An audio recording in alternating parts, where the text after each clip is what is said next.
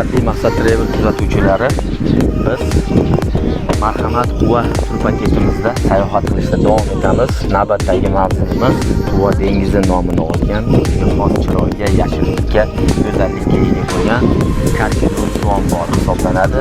Biz ayni paytda mana shu suv omborini sayohat qilgani kelganmiz. Biz bilan birga bo'lib tomosha qilishingiz mumkin.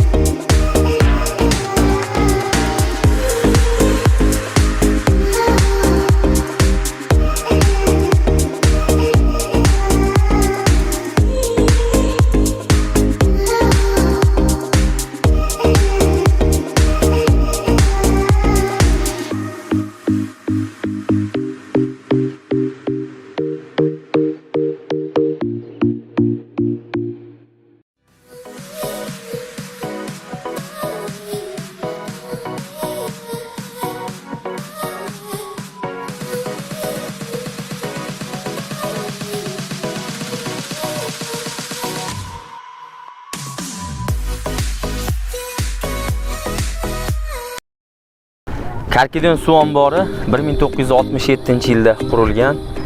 Qirg'iziston hududidan tog'larda yoqqan qorlar erishi natijasida hosil bo'lgan suvdan yig'ilib qishloq xo'jalik uchun to'plangan suv ombor sifatida mana 67-yil bo'lsa qariyb 60 yilga yaqin bo'ldi va mana shu 60 yil davomida butun Quva tumanini, undan yonidagi boshqa hududlarni, Toshloq, Yozyovon hududlarini ham suv bilan, obi hayot bilan ta'minlab keladi. Endi bugungi kunga kelib prezidentimiz tashabbusi bilan o'ziga xos bir turizm bir maskaniga aylantirishga harakat qilinyapti. Musaffo ko'm-ko'k osmon ostidagi mana shunday ko'm-ko'k suv havzasi odamlarni albatta o'ziga chorlaydi. Doimiy yoqimli bir nasim, yoqimli shabada esib turadi.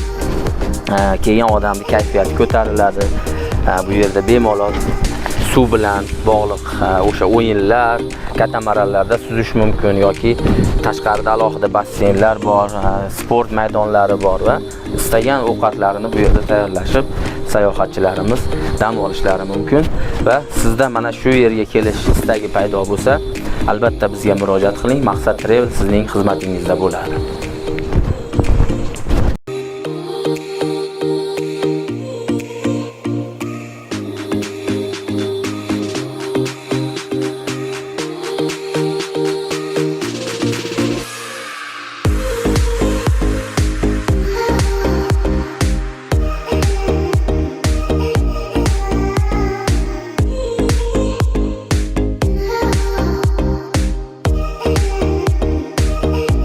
Biz Karkidon suv omboriga keldik. Bunda bizga Maqsad Travel tur kompaniyasi juda ham katta yordam berdi.